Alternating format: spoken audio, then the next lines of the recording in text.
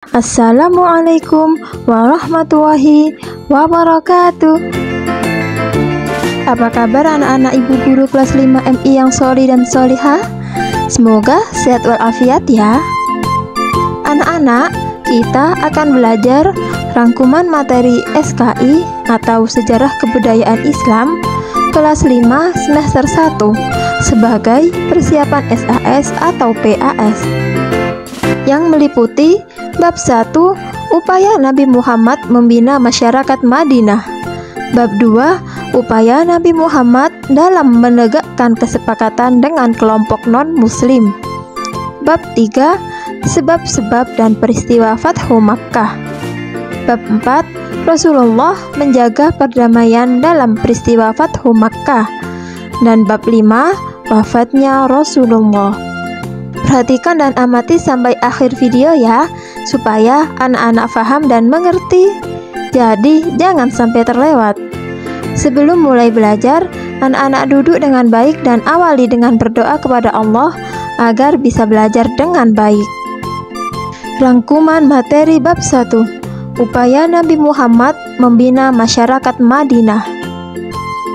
Pembinaan bidang agama.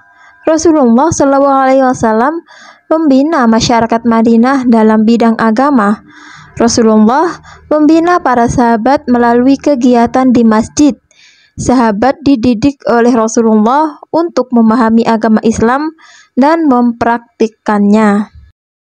Pembinaan bidang sosial. Rasulullah membina masyarakat Madinah dalam bidang sosial dengan menguatkan ikatan persaudaraan sahabat Muhajirin dan Ansor. Umat Islam hidup damai dan rukun karena diikat ukhuwah Islamiyah. Pembinaan bidang ekonomi. Rasulullah membina masyarakat Madinah dalam bidang ekonomi melalui pasar. Rasulullah mendidik para sahabat agar berdagang dengan jujur dan tidak melakukan monopoli. Di samping itu, pembinaan juga melalui keterampilan bertani dan bercocok tanam. Pembinaan bidang pertahanan. Rasulullah membina masyarakat Madinah dalam bidang pertahanan dengan membentuk satuan pasukan keamanan. Hal ini untuk menjaga keamanan kota Madinah. Saat dakwah, Rasulullah mendapat serangan kaum musyrik. Rasulullah berani mempertahankan kebenaran dakwah Islam. Inilah pentingnya membentuk pasukan, yakni untuk mempertahankan diri. Rangkuman materi bab 2, Upaya Nabi Muhammad dalam menegakkan kesepakatan dengan kelompok non-muslim. Piagam Madinah. Piagam Madinah adalah kesepakatan antara umat Islam dan non-muslim untuk hidup berdampingan dengan rukun dan damai di Madinah. Masing-masing pemeluk agama menjalankan agamanya dan harus saling menghormati. Mereka hidup dalam satu kesatuan meskipun beragam agama dan sukunya. Perjanjian Hudaybiyah. Perjanjian Hudaybiyah merupakan kesepakatan damai antara Rasulullah dengan kaum kafir Quraisy Makkah yang terjadi pada tahun 6 Hijriah di desa Hudaybiyah. Naskah perjanjian Hudaybiyah ditulis oleh sahabat Ali bin Abi Thalib. Rasulullah menjaga perjanjian damai tersebut sehingga menguntungkan umat Islam. Banyak kaum kafir Quraisy yang masuk Islam, termasuk Khalid bin Walid dan Amr bin As. Rasulullah menjalin komunikasi dengan raja-raja non-muslim.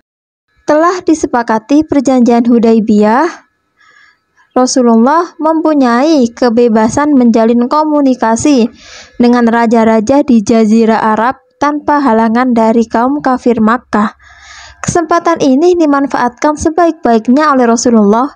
Beliau gencar mengirim utusan ke raja-raja non-muslim di Jazirah Arab dan sekitarnya, seperti ke Raja Habasyah Ghassan, Kaisar Romawi Heraklius, Kaisar Persia, dan Gubernur Mesir Muqawqis.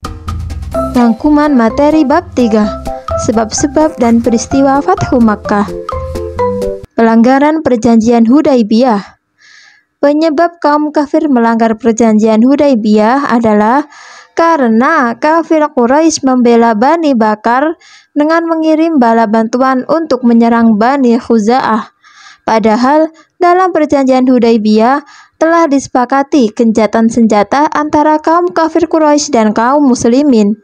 Hal ini berarti kaum kafir Quraisy maupun kaum muslimin tidak boleh membantu pihak lain untuk saling menyerang. Tapi kaum kafir Quraisy melanggarnya dan menyatakan perjanjian Hudaybiyah batal. Sikap Rasulullah atas pelanggaran perjanjian Hudaybiyah. Rasulullah mengambil sikap tegas. Rasulullah menyiapkan para sahabatnya untuk berangkat ke Makkah. Rasulullah mengajak seluruh sahabatnya untuk pergi ke Makkah menjemput kemenangan dengan penuh keyakinan terhadap pertolongan Allah. Para sahabat berbondong-bondong berkumpul dan berangkat menuju Makkah. Rombongan para sahabat semakin besar karena banyak kabilah-kabilah yang bergabung seperti kabilah Sulaim, Muzainah, Katafan, dan yang lain. Kemenangan di kota Makkah atau Fathu Makkah. Fathu Makkah adalah terbukanya kota Makkah atau kemenangan Rasulullah atas kota Makkah. Kota Makkah yang selama ini dikuasai oleh kafir Quraisy berhasil dikuasai oleh kaum muslimin. Allah memberikan pertolongan kepada Rasulullah sehingga kota Makkah bisa dikuasai. Peristiwa ini terjadi pada 10 Ramadan 8 Hijriah atau 630 Masehi. Rangkuman materi bab 4. Rasulullah menjaga perdamaian dalam peristiwa Fathu Makkah. Rasulullah memaafkan penduduk Makkah. Rasulullah bersikap santun dan memaafkan mereka. Rasulullah tidak dendam terhadap penduduk Makkah yang kalah. Rasulullah menunjukkan kepada seluruh dunia sikap memaafkan setelah memperoleh kemenangan. Rasulullah benar-benar teguh pada prinsip dan menepati janjinya, yakni akan membuat kota Makkah aman. Rasulullah membersihkan berhala Ka'bah. Ketika menguasai Makkah, kafir Quraisy mengotori Ka'bah dengan berbagai macam berhala. Mereka menyekutukan Allah dengan menyembah berhala di Ka'bah. Mereka menghina kemuliaan Ka'bah. Karena itu, Rasulullah dan para sahabatnya segera membersihkan berhala dari Ka'bah.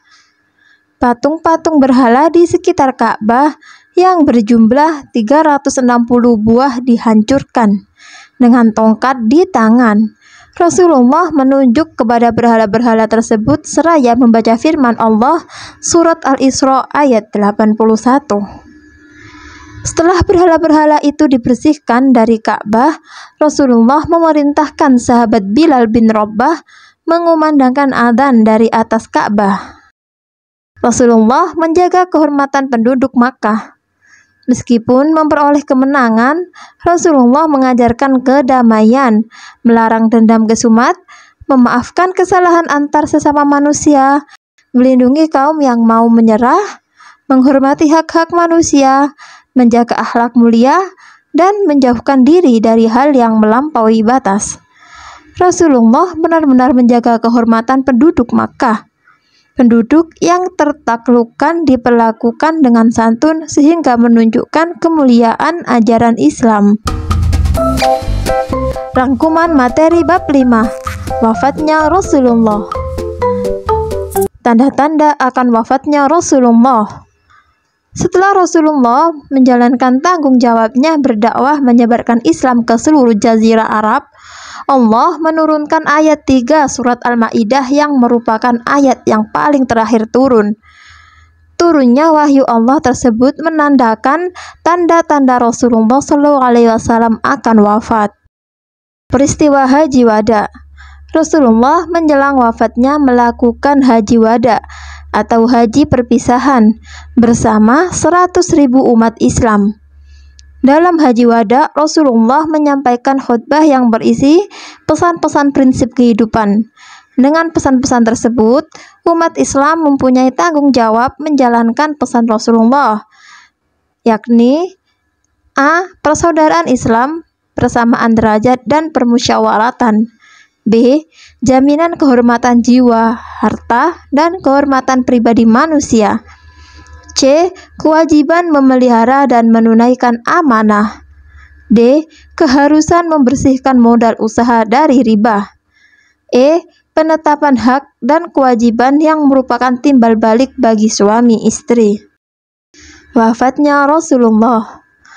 Menjelang akhir hayatnya, Rasulullah berwasiat agar berpegang teguh kepada Al-Quran dan hadis. Beliau kemudian mengucapkan, "Umatku, umatku, umatku, as-shalah, as-shalah, as-shalah." Dengan ungkapan tersebut, Rasulullah berpesan kepada umatnya agar jangan meninggalkan sholat.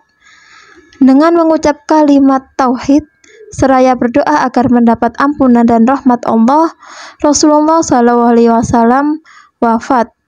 Rasulullah wafat pada hari Senin, tanggal 12 Rabiul Awal, tahun 11 Hijriah, dalam usia 63 tahun. Alhamdulillah anak-anak, kita sudah selesai belajar bersama-sama. Semoga ilmu yang sudah kita pelajari dapat bermanfaat dan anak-anak dimudahkan Allah dalam mengerjakan soal. Ilal liqa. Wassalamualaikum warahmatullahi wabarakatuh.